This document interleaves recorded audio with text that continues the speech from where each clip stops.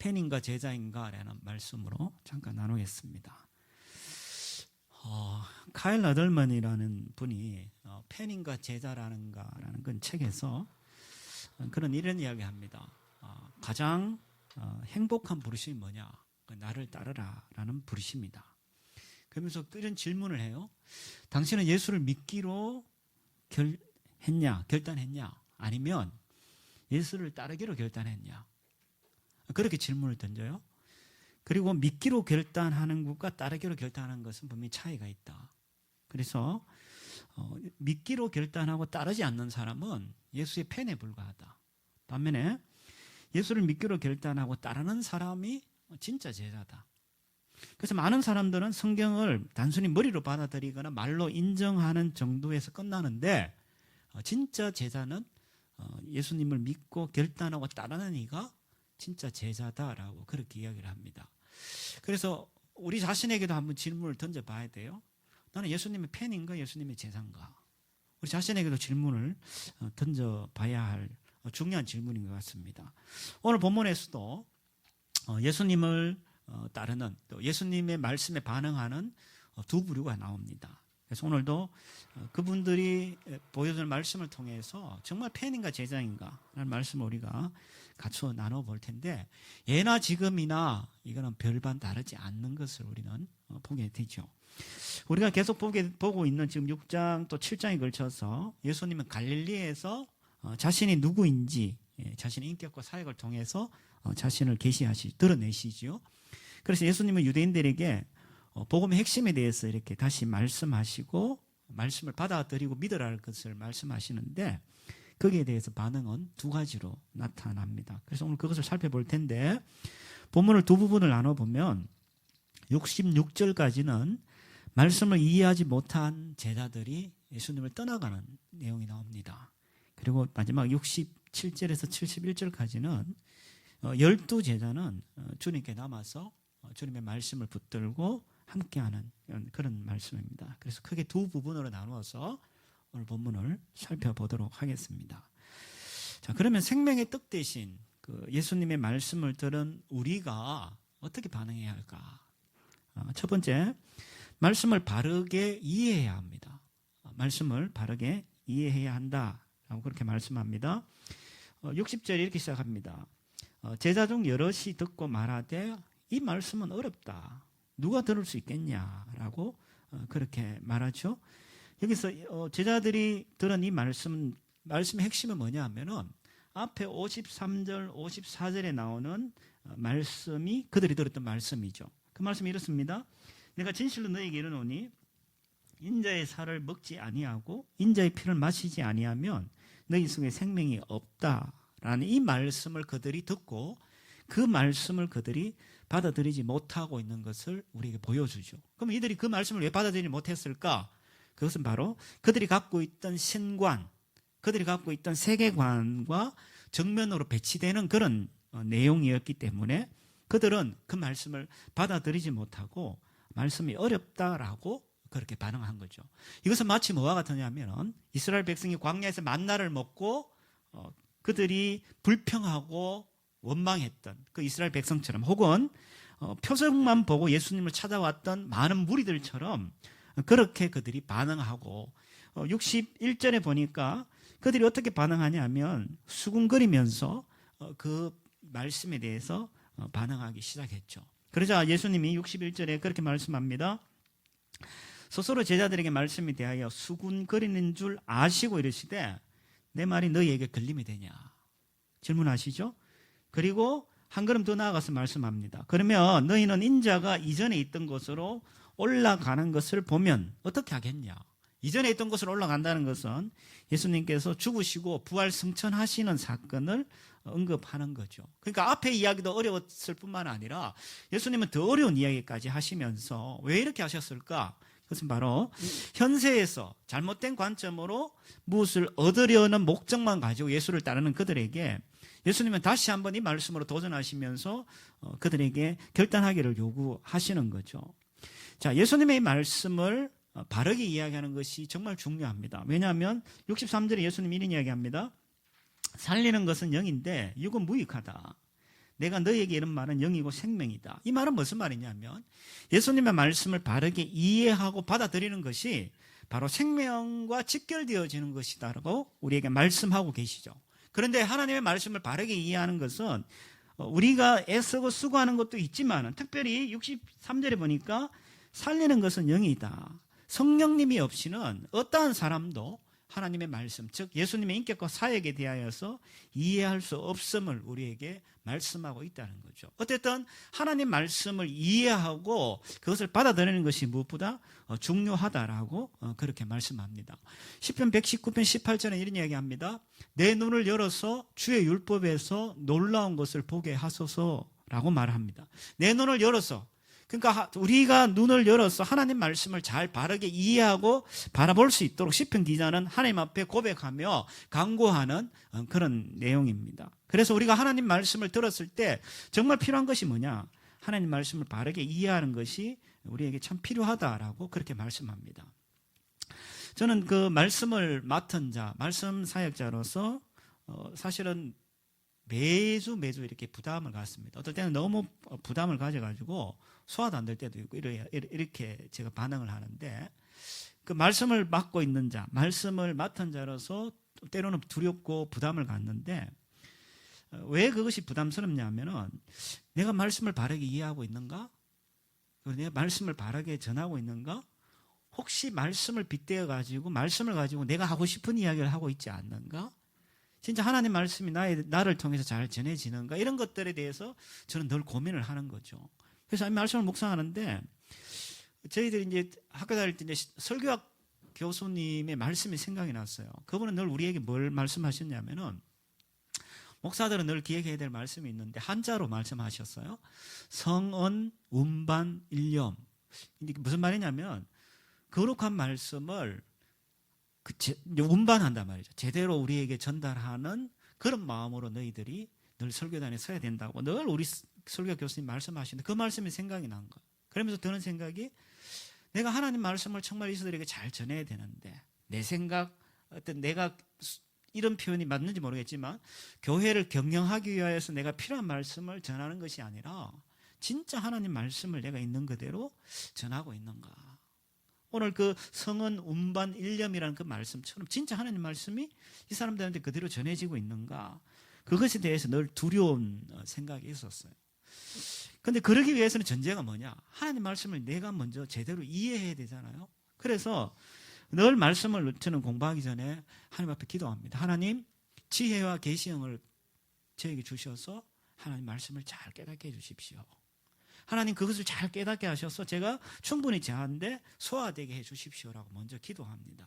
그리고 또 저는 나름대로 성경을 바르게 이해하려고 애쓰고 수고합니다. 여러분 아시는지 모르겠지만 월요일마다 목사님들하고 모여가지고 성경을 연구하고 주일마다 오후에 우리 교육자들하고 연구를 합니다. 그래서 성경의 문맥에 맞게 성경을 내가 보는지 흐름을 파악하고 성경 말씀을 하나님 관점에서 보려고 하나님 중심을 우리가 찾기도 하고, 때로는 본문에 근거해서 말씀을 보려고 강조점을 찾기도 하고, 이러면서 말씀 공부에 제가 유념하고 있습니다. 왜냐하면요, 그렇지 않으면 자칫 잘못하면 내가 이해하지 못한 말씀을 전할 수 있고 또 잘못된 말씀을 전할 수 있기 때문에 늘 두려운 마음으로 저는 그 앞에 섭니다. 근데 저는 질문을 던져요. 이게 목사만이 할 일인가? 그렇지 않아요. 말씀을 보는, 말씀을 대하는 우리 모두가 다 이렇게 말씀을 바르게 이해하려고 노력해야 된다는 거. 제가 지금 소속되어 있는 그 단체에서 사람들이 오해하는 말씀에 대한 5가지 오해를 이렇게 이야기합니다. 성경 연구나 공부는 목회자 전문 영역이라서 우리는 안 해도 된다. 이미 성경을 충분히 접하고 있다. 성경은 어렵다. 성경 말씀대로 살지 않아서 문제지 뭐 공부하는 게 무슨 문제냐. 이 시대를 살아가려면 성경으로는 불충분하고 다른 걸 공부해야 된다. 이런 이야기들을 가지고 사람들이 말씀을 바르게 이해하려고 하지 않는다라고 이야기하는 거예요. 그런데 여러분, 하나님의 말씀을 바르게 이해하지 않으면은 문제는 뭐냐면 63절에 얘기한 것처럼 그것이 우리의 생명과 직결된다라는 것이 문제라는 거죠. 그래서 하나님의 말씀을 들었을 때 하나님의 말씀을 바르게 이해하는 것이 필요하고, 그것이 우리에게 하나님의 제자로 살아가기 위한 하나의 중요한 전제다라고 그렇게 말합니다. 자, 어쨌든 말씀을 바르게 이해하고 받아들이는 것이 생명과 연결되어지고, 그리고 나서 주님은 한 걸음 더 나아가서 64절에 이런 이야기하죠. 그러나 너희 중에 믿지 아니하는 자들이 있다. 이는 예수님이 믿지 아니하는 자들이 누구고 자기를 팔자가 누군지 처음부터 알고 계셨다라고 그렇게 말씀하죠.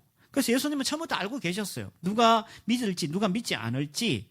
그리고 또 하나는 65절에 보면 이렇게 이야기하죠.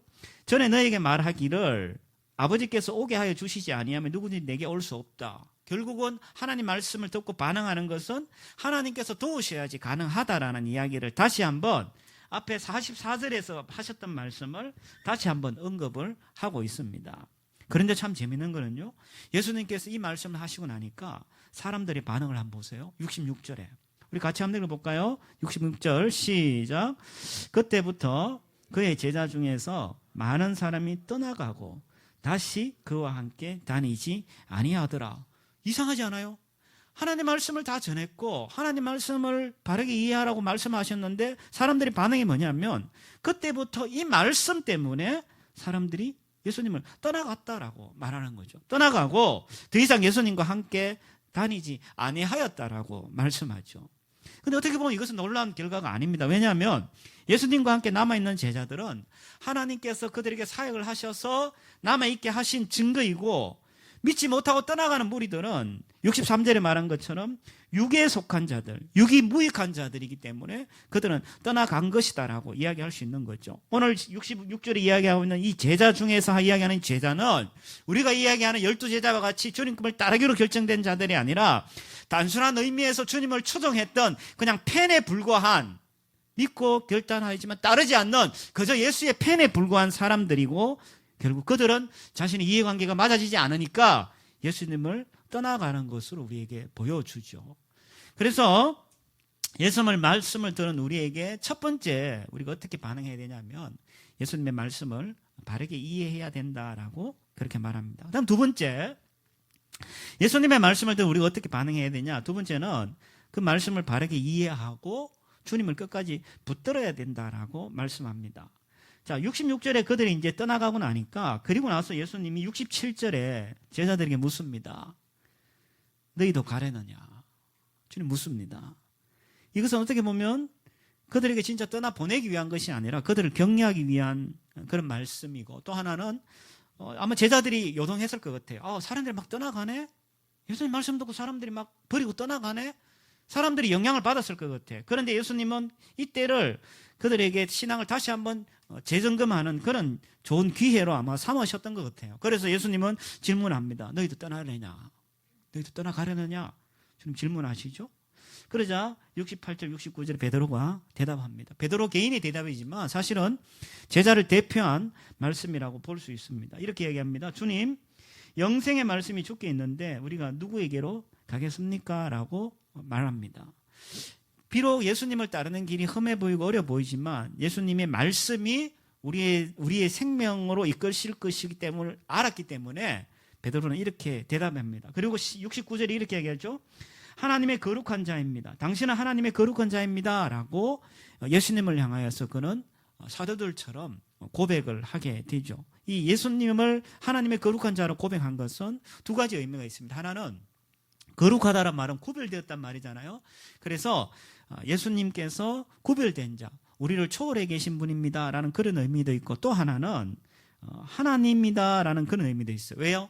예수님이 하나님을 우리에게 보여주시는 자이기 때문에 예수님이 하나님이다라는 말입니다. 결국 이 두 가지를 잘 조합하면 예수님이 우리의 메시아입니다라고 고백하는 또 다른 표현이기도 합니다. 마태복음 16장 16절에 보면 베드로는 예수님을 이렇게 고백합니다. 주님은 살아계신 하나님의 아들입니다. 주님은 살아계신 하나님의 아들입니다라고 고백했던 그 마태복음 16장 16절의 말씀과 동일한 말씀으로 예수님을 메시아로 그가 고백하고 있다는 거죠.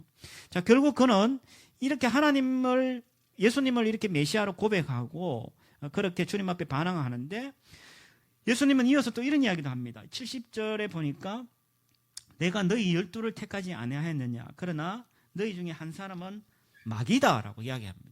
마귀의 영향을 받았다 하지 않고 한 사람은 마귀다라고 이야기하죠. 그러니까 예수님의 말씀을 바르게 이해하지 않을 때 두 가지 반응이 나타났죠. 하나는 예수님을 떠났지만 또 하나는 뭡니까? 71절에 보니까 마귀짓을 하는데 그 마귀짓이 뭐야? 예수를 팔게 되어진다라고 그렇게 말씀하시는 거죠. 예수님은 이들을 택했다라고 이야기하는 이 택함이란 것은 구원으로 택한다라기보다는 그들을 사역으로 봉사할 수 있도록 그들을 부르셨는데, 유다 안에 일어난 사탄의 역사를 주님은 마치 유다가 사탄인 것처럼 동일하게 말씀하고 계시다는 거죠. 그럼에도 불구하고 주님은 유다가 자신을 팔 것을 이미 아셨음에도 불구하고 주님은 유다를 택하셔서 그를 사용했음을 보게 되죠. 결국 이 유다는 예수님을 끝까지 따르지 않고 예수님을 배반하는 자리에 있게 되어집니다. 어떤 한 동상의 이야기입니다. 스코틀랜드의 한 종교개혁지에 가면은 개 동상이 있습니다. 충견이죠.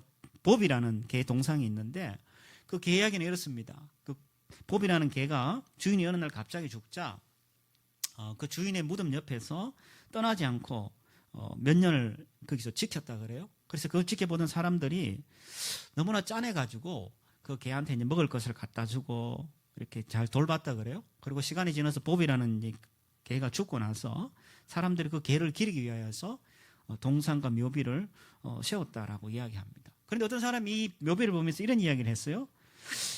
사람들이 개만도 못한 것다. 사람들이 개만도 못한 것다. 갑자기 깜짝 놀랐어요. 이 무슨 이야기지? 왜냐하면 짐승도 주인의 은혜를 잊지 않고 평생을 충성하면서 그렇게 지내는데 사람들은 너무 쉽게 하나님의 은혜를 망각하고 변질되어진다는 거예요. 어쩌면 신앙이 성숙하다는 것이 뭘까라고 할 때 그것은 은혜를 늘 기억하면서 사는 것이 신앙의 성숙함이 아닐까. 환경이 변하고 내 삶이 조금 변한다 할지라도 신앙은 변하지 않아야 되는데 사람들은 환경이 변하고 조건이 바뀌어버리면 신앙도 변해버리는 걸 보게 되죠. 그래서 저는 아굴의 기도가 너무나 와닿아요. 아굴이 그런 기도하잖아요. 너무 내가 부유해가지고 하나님을 모른다고 할까봐 난 두렵다. 내가 너무 가난해가지고 하나님을 저주하고 도둑질할까봐 나는 두렵다라고 하는 그 아굴의 기도가 너무 와닿는 거야. 왜? 환경이 변화되면 사람들이 변질이 되는 거야. 환경이 변할 때마다 신앙을 헌실짝처럼 버려버리는 걸 보게 되죠. 그래서 환경이 변해도 신앙은 변치 말아야 되고 앞모습보다 사실은 뒷모습이 더 중요하고 살아있을 때보다 사실은 죽는 그 발자취가 더 중요하다라는 이야기를 우리에게 보여주면서 우리가 주님을 따를 때 끝까지 주님을 따르는 것이 중요하다라는 이야기를 하게 되죠. 디모데전서 1장 12절 이런 이야기합니다. 나는 내게 능력을 주신 그리스도 예수 우리 주께 감사드린다. 이는 주께서 나를 믿고 내게 직분을 맡겨 주셨기 때문이다. 바울은 늘 이렇게 생각했어요. 그리고 바울은 뭐라고 얘기했냐면 내가 표대를 향하여서 달려갈 길을 나는 최선을 다해서 죽을 때까지 달려간다는 이야기를 하죠. 결국 바울은 하나님 말씀을 바로 깨닫고 그 말씀에 반응해가지고 주님을 끝까지 붙들고 따랐다라고 자신을 고백하는 모습을 우리에게 보여주고 있습니다. 자, 이렇듯 우리가 하나님의 말씀, 생명의 말씀을 우리가 들었을 때 그때 우리는 그 말씀을 제대로 이해하고 주님을 끝까지 붙들어야 하는데 우리는 하나님의 말씀을 들을 때 어떤 생각들을 늘 갖게 되냐 하면 말씀이 어렵다. 오늘 60절에도 보니까 사람들이 그렇게 얘기했죠. 참 이 말씀이 어렵다. 제가 질문을 드립니다. 진짜 말씀이 어려웠을까? 진짜 이게 막 말씀이 난해하고 막 앞뒤 구조적으로 문장이 어렵고 막 구문론적으로 의미론적으로 이게 진짜 어려웠을까? 진짜 어려웠을까?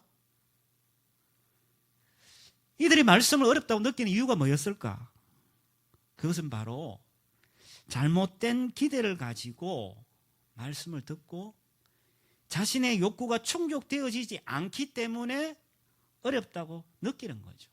진짜 말씀이 어려웠을까? 그렇지 않아요.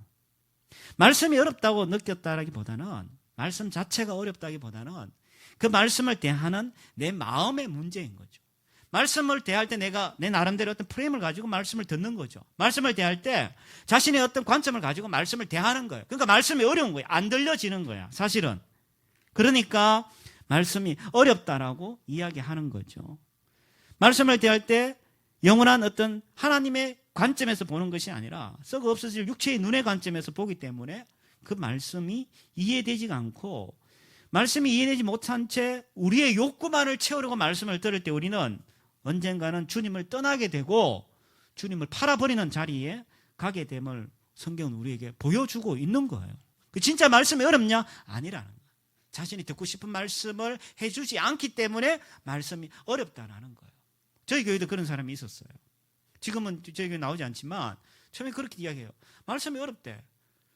그래서 내가 몇 번 이렇게 제가 주변 사람한테 물어보니까 말씀이 진짜 어렵대. 왜 어렵냐 보니까 자기가 듣고 싶은 말씀을 안 해주는 거야. 그러니까 어려운 거야.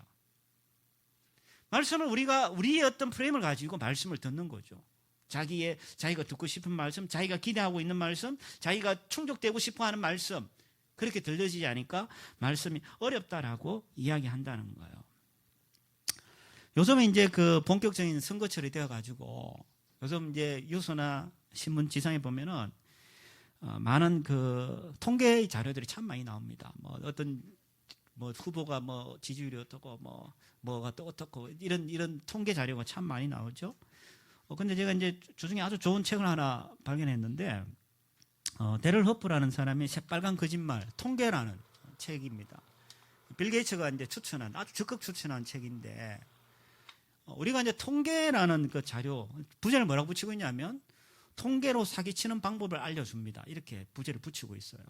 그러니까 이 통계라는 것이 우리가 매일 접하고 보지만 우리가 그걸 그대로 믿을 수 있냐라고 할 때 그럴 수 없다는 거지. 왜냐하면 우리가 소위 이야기하는 보수 쪽에서 이야기하는 그 통계 자료와 진보 쪽에서 이야기하는 통계 자료가 다르고 해석이 다르다는 거야. 결국 뭐냐면은 자기에게 유리하도록 그것을 이야기하고 조작하는 것일 수 있다는 거죠.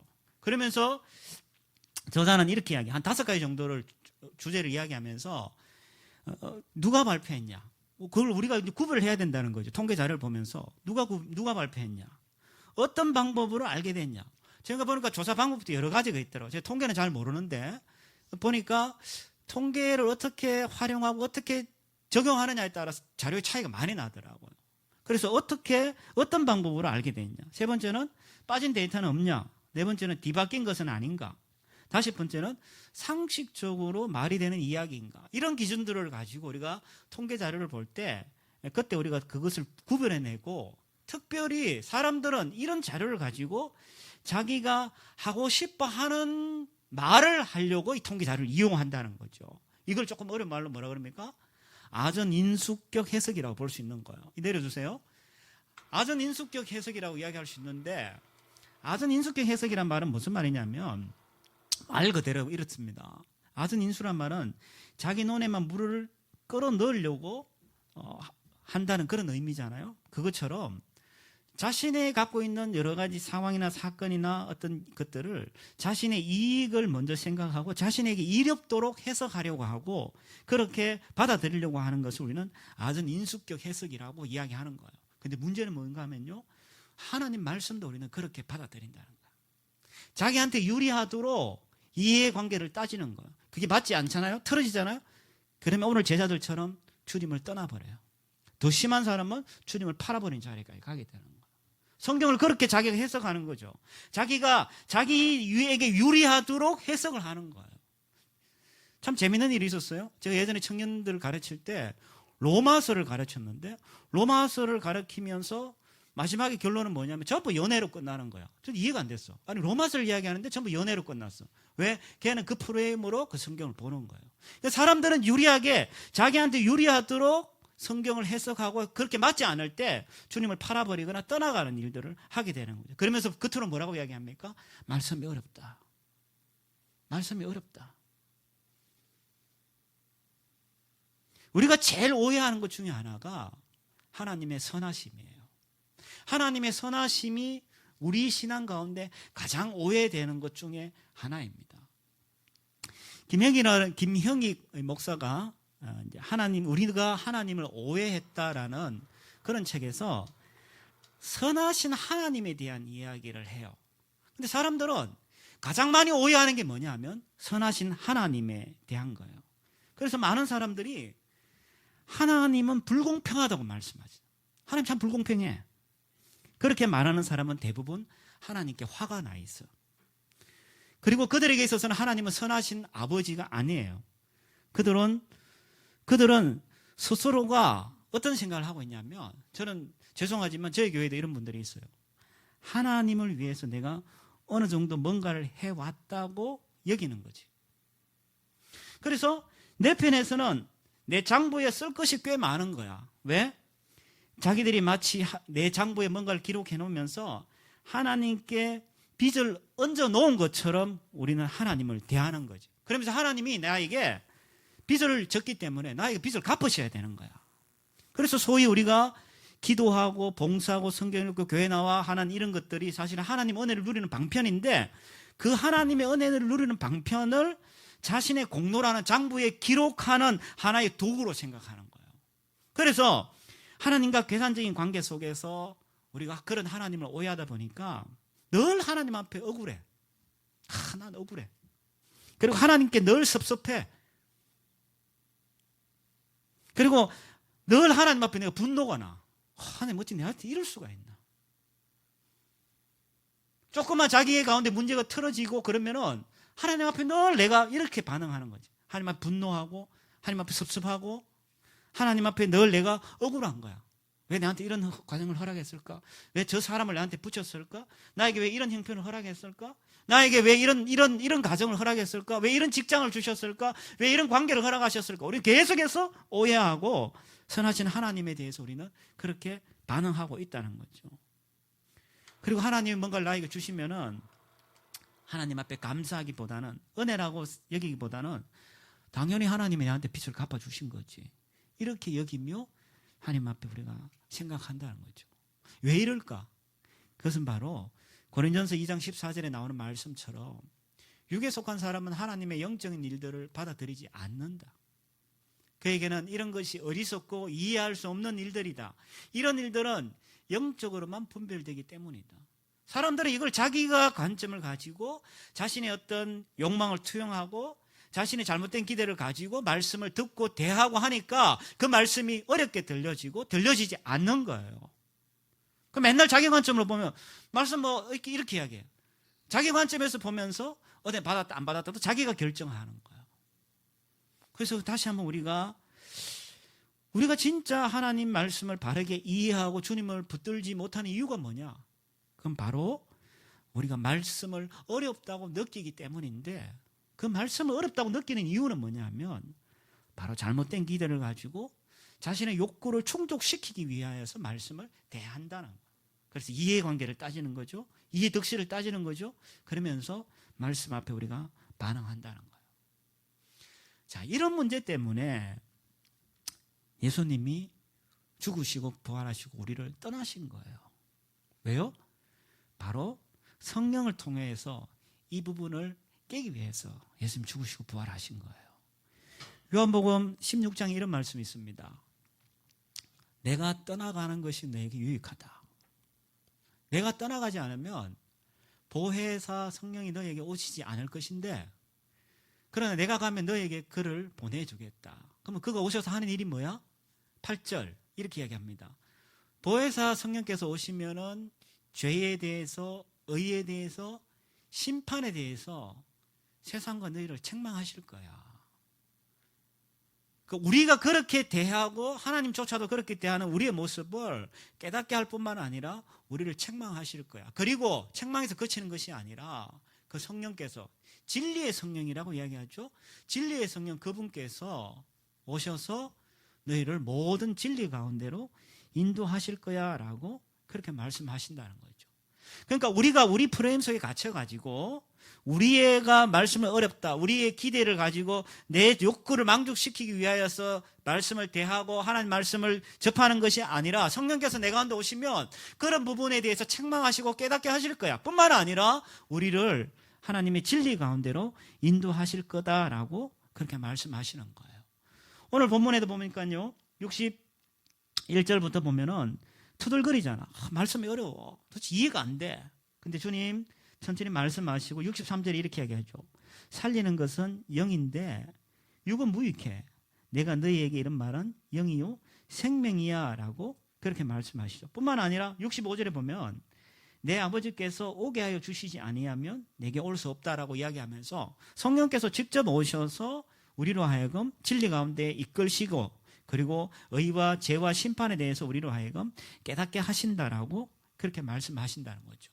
그래서 결국은 우리가 진짜 말씀을 제대로 깨닫게 하기 위해서는 성령의 도우심과 이끄심을 경험하게 될 때 그때 우리는 하나님의 말씀을 제대로 이해하고 깨닫게 되어진다는 거예요.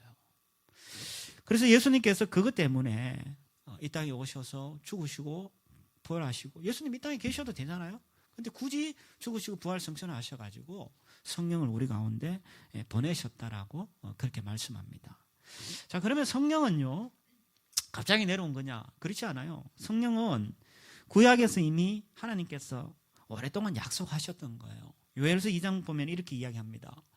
그런 다음에 내가 모든 사람에게 나의 영을 부어주겠다. 너희의 아들, 딸들은 예언을 하고 노인들은 꿈을 꾸고 젊은이들은 환상을 볼 것이다. 때가 되면 종들에게까지 남녀를 가리지 않고 나의 영을 부어주겠다. 왜 그랬을까? 주님 아셨거든. 우리가 육적인 관점에서 말씀을 볼 때 오해되고 왜곡되고 우리가 주님을 버리고 떠나갈 거라는 걸 주님 아셨기 때문에 이미 하나님은 오래전부터 성령에 대한 약속을 하신 거예요. 내가 너에게 영을 부어주겠다.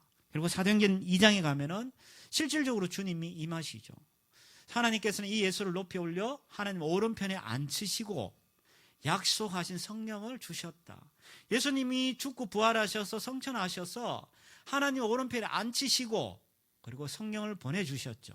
예수님은 아버지께로부터 받은 성령을 지금 보고 듣고 있는 것처럼 우리에게 부어주셨다라고 그렇게 말씀하시는 거죠.